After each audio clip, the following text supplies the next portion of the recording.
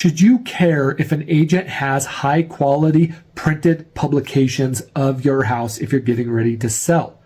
Now, that really depends on what kind of house you're selling.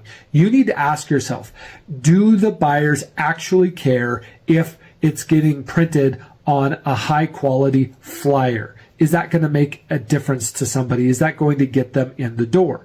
For most houses, I would say that the answer to that question would be no. Most buyers aren't going to say, oh, I wanted to see that house because it looked like a nice looking flyer. But then they get in the house and they don't like it, because the reality is they're going to see the house anyways. What advertising does is it gets people into the house, but you want the right people in the house. So you need to make sure you understand who the right people really would be, and do they care?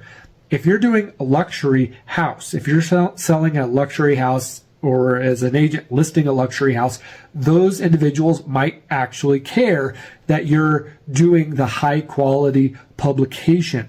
But don't be fooled if you're not in the luxury market. Don't think that that's what makes an agent really good. A lot of times agents will come in to do listing presentations and try to wow you, and they'll show you all these fancy books that they do, but they just leave those books at the listing.